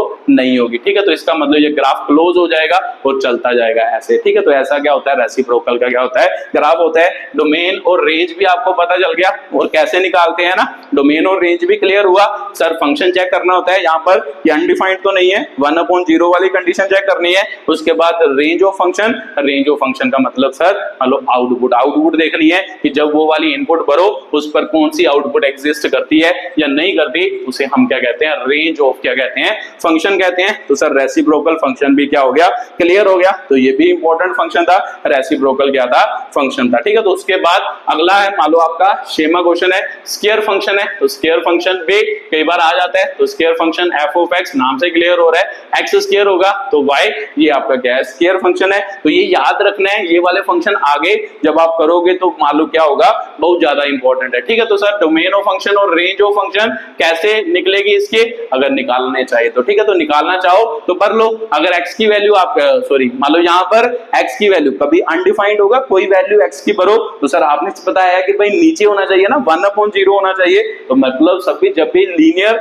और क्वाड्रेटिक है ना, लीनियर और क्वाड्रेटिक होगा तो उसका मतलब वो वाले फंक्शन है ना, मान लो वो वाले फंक्शन मान लो ऊपर होंगे, लीनियर और क्वाड्रेटिक, लीनियर मतलब x की फॉर्म में हो, अगर क्वाड्रेटिक मतलब x स्क्वायर x क्यूब ऊपर फंक्शन हो, वो सभी जगह पर क्या होंगे सर, डिफाइंड होंगे, अनडिफाइंड तो हो ही नहीं सकते। तो इसका मतलब रियल नंबर इसकी क्या होगी सर, डोमेन हो गई ना, रियल नंबर, मतलब -इन्फिनिटी से इन्फिनिटी। रेंज, रेंज की बात करते हैं, अगर सर आपको पता होगा, अगर आप यहाँ पर नेगेटिव नंबर भी भरो, आंसर हमेशा क्या आएगा, पॉजिटिव। भर के देख लो, अगर x की वैल्यू 0 भरो, y 0 है, अगर x की वैल्यू 1 भरो, y 1 है, अगर x की वैल्यू 2 भरो तो y की वैल्यू क्या है, 4 है ना, यहाँ पर भर के देखो 4 है। अगर x की वैल्यू -1 भरो, y की वैल्यू फिर से क्या आएगी, +1 ही आएगी ना, +1 ही आएगी, -1 का स्क्वायर +1 हो जाता है। सर मान लो x की वैल्यू -2 भरोगे, y की वैल्यू क्या आएगी, +4। तो इसका मतलब सर y का आंसर हमेशा पॉजिटिव आएगा, x पर आप नेगेटिव पॉजिटिव कोई भी नंबर भर सकते हो। तो सर ये भी सभी रियल नंबर भर सकते हैं। तो x मतलब डोमेन, डोमेन सभी रियल नंबर, और रेंज क्या होगी सर, सिर्फ पॉजिटिव नंबर। पॉजिटिव को हम कैसे डिनोट करते हैं, मतलब 0 से लेके मान लो कहां तक, मान लो यहाँ पर इंटरवल लिख देते हैं 0 से इन्फिनिटी तक, इसका क्या होगा, आंसर होगा, स्क्वायर फंक्शन का क्या होगा, आंसर होगा। तो दिमाग में क्लियर रखना, ये यहाँ बड़ी जगह पर यूज होगा कि जब भी स्क्वायर फंक्शन होगा, स्क्वायर फंक्शन हम कहां पर यूज करते हैं, जब भी कभी क्या करेंगे, स्क्वायर फंक्शन मतलब का आंसर, आउटपुट, स्क्वायर फंक्शन की आउटपुट हमेशा क्या होती है, पॉजिटिव नंबर, मतलब ग्रेटर देन इक्वल टू क्या होती है, 0, ठीक है। तो याद रखना है एक्स स्क्वायर का जो आंसर होगा, एक्स स्क्वायर का जो आंसर होगा वो हमेशा ग्रेटर देन इक्वल टू क्या होता है, 0 होता है। ये आपको क्लियर हो ही रहा होगा। देखो आउटपुट का मतलब y की वैल्यू कम से कम 0 आ सकती है, अदरवाइज हमेशा क्या आ रही है, पॉजिटिव। तो ये याद रखना है, ठीक है। ये मैं मान लो क्यों बार बार रिपीट कर रहा हूं, क्योंकि आपको जब क्वेश्चन करवाऊंगा तो फिर सीधे सीधे रिजल्ट यूज करूंगा कि भाई x की वैल्यू जो होगी, एक्स स्क्वायर की वैल्यू वो हमेशा क्या होगी, ग्रेटर देन इक्वल टू क्या होगी, 0 होगी, ठीक है। तो सर ग्राफ बना सकते हो, अब ग्राफ आप खुद भी बना सकते हो, ठीक है। मैंने वैल्यू आपको बता दी है कैसे भरना होता है, आप वैल्यू का मतलब अगले ग्राफ आप खुद बनाओगे, मैं आपको बता दूंगा कि ग्राफ कैसे बनता है। बस ऐसे वैल्यू लेनी होती है, तो पॉइंट को क्या करना होता है, ड्रॉ करना होता है, तो कर ही सकते हो सर। 0 0 मतलब यहाँ पर 1 1 मतलब यहाँ पर सर 2 4 है ना, 2x की वैल्यू 2 मतलब ये, और y की वैल्यू क्या होगी सर 4 हो गई, और ये मतलब यहाँ पर हो गया ना 1 हो गया, 2 हो गया, 3 हो गया, तो ये 4 हो गया, ये 2 हो गया। तो इधर भी ऐसे ड्रॉ करो, x की वैल्यू -1 सर, तो y की वैल्यू 1 है, पॉजिटिव है, तो इसका मतलब यहाँ पर हो गया y की वैल्यू 4, x की वैल्यू 2 पर y की वैल्यू 4, तो इसका मतलब ये पॉइंट यहाँ पर हुआ, ये यहाँ पर हुआ, तो ये क्या है, मान लो इसको मिलाएंगे तो ग्राफ क्या बना, कुछ ऐसा बना। ठीक है, तो ये आपका स्क्वायर का ग्राफ होता है। तो आपको फिर से क्लियर हो रहा होगा कि भाई स्क्वायर मतलब आउटपुट y की वैल्यू जो है वो पॉजिटिव है, तो y की वैल्यू पॉजिटिव ऊपर ही होती है, तो इसका मतलब इसका ग्राफ हमेशा क्या बनेगा, ऊपर की तरफ ही बनेगा। ठीक है, तो जब भी कभी स्क्वायर फंक्शन होगा उसका ग्राफ हमेशा क्या बनेगा, ऊपर की तरफ ही बनेगा, क्योंकि हमें पता है ऊपर को y पॉजिटिव होता है, तो y पॉजिटिव, इसका मतलब इस पे y की वैल्यू है ना, रेंज ऑफ फंक्शन का मतलब y की वैल्यू, तो y की वैल्यू पॉजिटिव ही आ रही है। बाकी ग्राफ आप खुद बनाना, मैं आपको सिंपल मान लो बताता जा रहा हूं कि भाई कैसे कैसे इसका रेंज और डोमेन की बात करता जाऊंगा, ये आप खुद भी बना सकते हो। ठीक है, कैसे बनाते हैं ये मैंने आपको बताया कि भाई कैसे बनाते हैं। ठीक है, तो अगले 2-3 जो भी रह गए हैं वो आप खुद बनाना। तो ये कंडीशन याद रखना कि स्क्वायर फंक्शन जो होता है वो हमेशा क्या होता है, ग्रेटर देन इक्वल टू क्या होता है, 0 होता है। ठीक है, तो सर ये भी बात क्लियर हो गई। उसके बाद अगला 7वां क्वेश्चन आ गया, स्क्वायर रूट क्या आ गया, फंक्शन आ गया। ठीक है, तो ये भी बहुत इंपॉर्टेंट है। अब यहाँ पर देखते हैं कि भाई कैसे ये अनडिफाइंड होता है। पहले तो हमने सिर्फ किसकी बात की, लीनियर और क्वाड्रेटिक जो ऊपर ऊपर दिए थे उसकी बात की। अब हम किसकी बात कर रहे हैं, स्क्वायर रूट फंक्शन। तो स्क्वायर रूट फंक्शन क्या होता है sir, y is equal to F of x is equal to under root x की बात कर रहे हैं। ठीक है, तो शायद आपको पता हो जब आप कई बार ये करते थे ना डिस्क्रिमिनेंट, रूट निकालते थे, x की वैल्यू निकालते थे, जैसे आपको ऐसे इक्वेशन दी होती थी, मान लो ax प्लस क्या होता था bx प्लस a, जब आपके इसके रूट निकालते थे तो ये फॉर्मूला आपको शायद याद होगा, -b square minus 4ac upon क्या होता था 2a होता था, है ना, ऐसा फॉर्मूला लगाते थे। तो यहाँ पर जब आपकी b स्क्वायर माइनस 4ac आपका शायद जब 10th में पढ़ा हो तो आपने पढ़ा हो, आपको कहा जाता कि इसकी value greater than equal to 0 हो गए, तब इसके जो मान लो रूट्स होंगे ना, इसके क्या होंगे, रूट्स होंगे, वो क्या होंगे, रियल क्या होंगे, नंबर होंगे। तो जब आपकी value b square minus 4ac से लेस देन 0 हो गए तो आपको कहते थे रूट डज नॉट क्या कहते थे, एग्जिस्ट, या फिर कहते थे रूट्स आर नॉट रियल, है ना, रूट्स आर नॉट क्या होता है, रियल होता है। ठीक है, तो सर क्या मतलब होता था, तो इस पर हम कभी भी रूट नहीं निकालते थे, हम सिर्फ इस कंडीशन पर क्या निकालते थे, रूट निकालते थे।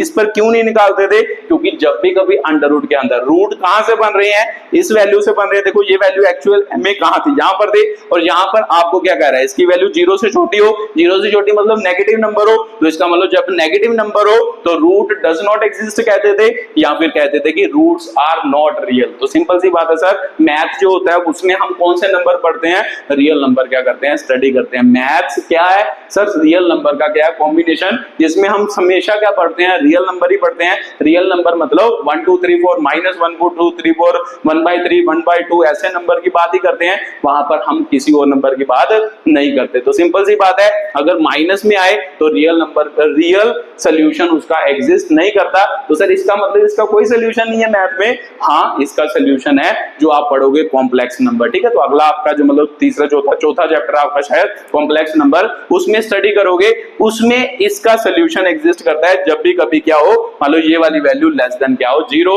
तो सर मैथ में मतलब वो वाले चैप्टर को छोड़कर बाकी तो सब हम किससे डील करते हैं, रियल नंबर से। तो फिर रियल नंबर में इसका कोई सोल्यूशन नहीं है। तो हम ये वाला चैप्टर जो पढ़ रहे हैं किसके लिए पढ़ रहे हैं, रियल नंबर के लिए पढ़ रहे हैं, तो रियल नंबर में इसका सोल्यूशन नहीं है। तो फिर सिंपल सी बात आपको क्लियर हो गया होगा, डोमेन ऑफ फंक्शन और रेंज ऑफ फंक्शन, आपको ये बात क्लियर होगी कि जो भी अंडर रूट के अंदर आएगा उसकी वैल्यू क्या होनी चाहिए, उसकी वैल्यू कभी भी 0 से छोटी नहीं होनी चाहिए, क्योंकि 0 से छोटी होगी तो रूट्स रियल नंबर में एग्जिस्ट नहीं करेंगे, तो रियल नंबर में नहीं होंगे, तो फिर रियल नंबर में, हम तो रियल नंबर पढ़ रहे हैं, उसमें वो डिफाइन नहीं होगा। तो इसका मतलब ये वाला फंक्शन जो होना चाहिए ये हमेशा ग्रेटर देन इक्वल टू क्या होना चाहिए, 0। तो इसका मतलब सर इसका answer greater than equal to 0 होना चाहिए, मतलब 0 से बड़ा या मतलब पॉजिटिव क्या होना चाहिए, नंबर। तो फिर डोमेन x का मतलब डोमेन ही होता है, तो फिर डोमेन तो सीधा सीधा निकल गया कि भाई पॉजिटिव नंबर, इसका मतलब 0 से क्या होगी, इन्फिनिटी होगी। तो सिंपल सी बात है, अगर आप 0 से इन्फिनिटी यहाँ पर नंबर भरोगे तो रेंज ऑफ फंक्शन भी क्या होगी, मिनिमम वैल्यू का भरोगे 0, तो सर आंसर भी क्या आएगा, अगर 0 भरेंगे 0 का अंडर रूट 0 ही होता है, और दूसरा अगर मान लो 1 भरेंगे 1 आ जाएगा, 2 भरेंगे अंडर रूट 2 आ जाएगा, तो कोई ना कोई रियल नंबर ही आएगा, तो सर आएगा तो पॉजिटिव ही, तो इसका मतलब रेंज और डोमेन दोनों क्या होंगे, उसके पॉजिटिव क्या होंगे, नंबर होंगे। ठीक है, तो ये वाला फंक्शन बहुत इंपॉर्टेंट है। कैसे, मान लो आपको बात क्लियर हुई होगी। मान लो इसका आंसर हमेशा पॉजिटिव आता है, तो पॉजिटिव को कैसे लिखते हैं sir, 0 to infinity, 0 to infinity हम क्या लिख देते हैं, इसकी वैल्यू लिख देते हैं। ये आपका क्या है, स्क्वायर रूट क्या है, फंक्शन है। ठीक है, तो स्क्वायर रूट फंक्शन मतलब ये बात क्लियर रखनी है कि जब भी स्क्वायर रूट फंक्शन आएगा तो हमारा हमेशा क्या होगा, उसके अंदर जो भी वैल्यू होगी, यहाँ पर तो x है, जब मान लो x स्क्वायर माइनस 4 होगा, जैसे मान लो आपको कहता है x स्क्वायर माइनस 4, तो इसका मतलब x स्क्वायर माइनस 4 की वैल्यू हमेशा ग्रेटर देन इक्वल टू क्या होनी चाहिए, 0 होनी चाहिए, उससे छोटी कभी नहीं हो सकती। छोटी होगी तो नेगेटिव नंबर, तो नेगेटिव रियल नंबर में एग्जिस्ट नहीं करता, वो non real number complex number में एग्जिस्ट करता है। तो जब कॉम्प्लेक्स नंबर पढ़ेंगे तो उसमें पढ़ेंगे, अदरवाइज मैथ्स में हम किससे डील करते हैं, रियल नंबर से डील करते हैं। ठीक है, तो ग्राफ आप बना सकते हो ना, ग्राफ आप बना सकते हो, यहाँ पर वैल्यू लोगे तो ग्राफ आप खुद क्या करना है, इसका ड्रॉ करना। तो मैं थोड़ा सा आपको बता देता हूं कि भाई ग्राफ कैसा बनेगा, आपका ग्राफ कुछ क्या क्या बनेगा, ऐसा ऐसा इसका क्या बनेगा, ग्राफ बनेगा। ठीक है, तो ऐसा ग्राफ बनेगा। आप इसमें x की वैल्यू डालना, वो वाली डालना जिसका अंडर रूट हो जाता है ना, आप x की वो वाली वैल्यू डालना जिसका अंडर रूट हो जाता है। तो जब आप यहाँ पर पॉइंट मिलाएंगे तो आपका ग्राफ कुछ क्या बनेगा, ऐसा ही बनेगा। तो चलो मान लो यहाँ पर डाल के देखना, खुद ही देखना, फिर आपको क्लियर हो जाएगा कि ग्राफ कुछ क्या बनेगा, ऐसा बनेगा। ठीक है, तो जहां से भी क्लियर हो रहा है, देखो ये ग्राफ हमेशा इधर ही बनेगा। क्यों बनेगा, क्योंकि हमें पता है सर, मान लो x की वैल्यू भी क्या होनी है, पॉजिटिव, y की वैल्यू भी क्या होनी है, पॉजिटिव। वो कौन से क्वाड्रेंट में होती है, फर्स्ट में ही होती है। तो सिंपल सी बात है, इसका मान लो जो ग्राफ बनेगा वो फर्स्ट क्वाड्रेंट में क्या करेगा, बनेगा, क्योंकि दोनों पॉजिटिव किस में होते हैं, मान लो फर्स्ट क्वाड्रेंट में। तो इसका मतलब इसका ग्राफ जो बना वो किस में बना सर, फर्स्ट क्वाड्रेंट में इसका क्या बना, ग्राफ बना। ठीक है, तो ये बात भी आपको क्लियर होगी। डोमेन एंड रेंज, इसकी वैल्यू खुद निकाल सकते हो, कैसे निकले ये मैंने आपको बता दिया। ठीक है, तो दो फंक्शन और रह गए हैं, एक क्यूब फंक्शन रह गया है, एक आपका क्या है क्यूब फंक्शन, और क्यूब रूट क्या है फंक्शन। जल्दी जल्दी उसकी बात कर लेते हैं। क्यूब फंक्शन, तो ये भी आपको पता है, f of x is equal to क्या होगा, एक्स क्यूब। इसे हम क्या कहते हैं, क्यूब फंक्शन कहते हैं। तो सर क्यूब फंक्शन मतलब एक्स की वैल्यू सर नीचे तो कुछ नहीं है, तो इसका मतलब ये अनडिफाइंड नहीं हो सकता। तो फिर डोमेन ऑफ फंक्शन क्या होगी सर, रियल नंबर कोई भी है ना, माइनस इन्फिनिटी से इन्फिनिटी। तो रेंज ऑफ फंक्शन, और रेंज जब आप यहाँ पर रियल नंबर भरोगे, आंसर भी तो रियल नंबर ही आएगा कोई ना कोई। तो सिंपल सी बात है कि भाई रेंज ऑफ फंक्शन भी क्या हो जाएगा, रियल नंबर माइनस इन्फिनिटी से क्या हो जाएगा, इन्फिनिटी, इसका क्या हो जाएगा, आंसर हो जाएगा। ठीक है, तो सर ये बात भी क्लियर हो गई। तो इसका ग्राफ आप खुद बना के देखना, यहाँ पर एक्स और वाई की कोई मतलब एक्स की वैल्यू भरना, उसके विद रिस्पेक्ट टू वाई आएगा। तो कैसा ग्राफ बनेगा मैं बना के सीधा बता देता हूँ, कुछ ऐसा क्या बनेगा, ग्राफ बनेगा। ठीक है, तो आप बना के देख सकते हो, मैंने आपको तरीके बता दिए कि कैसे इसके क्या बनते हैं, ग्राफ बनते हैं, वो आप खुद ड्रॉ करके देखना। ठीक है, तो माइनस एक्स, यहाँ पर माइनस वाई, कुछ ऐसा क्या बनेगा, ग्राफ बनेगा। कुछ पॉइंट कंसीडर करना और ग्राफ ड्रॉ करके देखना। डोमेन रियल नंबर आएगी, रेंज भी क्या आएगी, रियल नंबर, क्योंकि सर ये 1/0 हो ही नहीं सकता, नहीं हो सकता, तो सभी रियल नंबर के लिए डिफाइंड है। तो जब रियल नंबर भरोगे, आंसर भी क्या आएगा, रियल क्या आएगा, नंबर आएगा। ठीक है, तो ये आपका क्या बन गया, हेलो क्यूब फंक्शन का क्या हो गया, ग्राफ हो गया। ये आप खुद करना। उसके बाद अगला क्या है, क्यूब रूट क्या है, फंक्शन। अगला मतलब आपका 8वां 9वां है ना, 9वां कौन सा है, क्यूब रूट क्या है, फंक्शन है। क्यूब रूट फंक्शन क्या होता है, एफ ऑफ एक्स है ना, y इज इक्वल टू क्या होगा, x की पावर 1 बाय क्या होगा, 3 होगा। इसे क्या कहते हैं सर, क्यूब रूट क्या कहते हैं, फंक्शन कहते हैं। तो क्यूब रूट फंक्शन फिर से ऊपर है सर, ऊपर जो फंक्शन होता है उसमें कोई भी रियल नंबर हम भर सकते हैं, तो इसमें भी कोई भी रियल नंबर भर सकते हैं। तो सिंपल सी बात है, रियल नंबर इसका क्या होगा सर, रियल नंबर मतलब माइनस इन्फिनिटी से इन्फिनिटी। रेंज ऑफ फंक्शन अगर माइनस इन्फिनिटी से इन्फिनिटी भरेंगे तो आंसर भी तो माइनस इन्फिनिटी से इन्फिनिटी के बीच ही आएगा, कोई ना कोई रियल नंबर ही आएगा। तो सिंपल सी बात है, माइनस इन्फिनिटी से क्या होगा, इन्फिनिटी ही इसका क्या होगा, मान लो आपका रेंज और क्या होगी, डोमेन होगी। ठीक है, तो सर ग्राफ, तो ग्राफ फिर से आप खुद बना के देखना। तो आप बार बार सर यही बोल रहे हो कि भाई खुद बना के देखना, मैं बना के बता देता हूँ। ठीक है, लास्ट ही ग्राफ है, एक मैं छोटा सा बना के बताता हूँ। एक्स की वैल्यू अगर आप 0 लोगे तो y की वैल्यू क्या होगी, 0। x की वैल्यू वो वाली लेनी है जिसका क्यूब रूट निकलता हो, है ना, ऐसी वैल्यू लो जिसका क्यूब रूट निकलता हो। तो सर x की वैल्यू अगर 1 लेंगे तो 1 की पावर कुछ भी हो, y का आंसर भी क्या आएगा, 1 आएगा। अगर x की वैल्यू हम क्या लेंगे, अब ऐसी वैल्यू कंसीडर करो जिसका मतलब क्यूब हो गए, क्यूब के साथ ये पावर कट जाए, तो सर 8 होती है, तो मान लो x 8 पर हो गई, 8 की पावर 1/3, इसका मतलब 2 की पावर 3, 1/3, ये तो ये कैंसिल हो जाएगा और y की वैल्यू क्या आएगी सर 3 आएगी। ठीक है, तो सर ऊपर वाला बना के बताता हूं, नेगेटिव वाला आप खुद बनाना, नेगेटिव में भी ये भी वैल्यू कंसीडर कर लेना, तो कर ही लो यार, x -1 हो गया, y -1 होगा, x अगर -8 होगा तो y की वैल्यू क्या होगी आपके -2 होगी। ठीक है, तो इसको ग्राफ में ड्रॉ करो जल्दी जल्दी और आपका क्या बन जाएगा ग्राफ, तो सर x0 0 मतलब यहां पर आ गया, y1 x1 तो इसका मतलब यहां पर आ गया, उसके बाद सर x8 8 मतलब 1 2 3 4 5 6 7 8 यहां पर आ गया x और y की वैल्यू क्या आई सर 3, ये 1 है, ये 1 है ना, ये 2 हो गया, ये 3, तो ये पॉइंट बना लो, ये वाला पॉइंट हो गया, तो इसका मतलब सर ग्राफ कुछ क्या बनेगा, ऐसा क्या बनेगा, ग्राफ बनेगा ना, यहाँ पर ऐसा ग्राफ बनेगा। तो नीचे देखते हैं नीचे कैसा बनेगा, -1 1 है ना, -1 और 1 -1 तो सर ये हो गया, उसके बाद सर -8 तो 2 3 4 5 6 7 8 तो इसका मतलब 8 यहाँ पर आएगा है ना, -8 यहाँ पर और -2 और -8 सॉरी यहाँ पर 2 आना था ना, 2 आना था, तो सर ये ग्राफ थोड़ा सा क्या आना था, मतलब 2 के पास आना था, यहाँ पर ये वाला पॉइंट यहाँ पर कंसीडर करना था। ठीक है, तो ये पॉइंट यहाँ पर था, मतलब यहाँ से यहाँ तक, तो यहाँ पर आना था, तो मतलब ये ग्राफ यहाँ से क्रॉस करना था। ठीक है, तो ऐसा ही बनेगा, मतलब ऐसा कुछ क्या बनेगा, ग्राफ बनेगा। तो सर इधर -8 ये, इसका मतलब -2 मतलब ये, तो ग्राफ इधर आएगा, तो सर जब इस इधर आएगा तो ऐसा कुछ क्या बनेगा, ग्राफ बनेगा। ठीक है, तो मान लो ऐसा इधर से ऐसा जाएगा, तो यहाँ से जा तो यहाँ से चला जाएगा, ऐसे चला जाएगा। ठीक है, तो ये आपका क्या था, ग्राफ था। ये डिफरेंट ग्राफ थे जो आपके यूज होंगे, डोमेन क्या होती है, रेंज क्या होती है, ये बातें आपको क्लियर हुई होंगी। वीडियो को देखने के लिए बहुत बहुत धन्यवाद।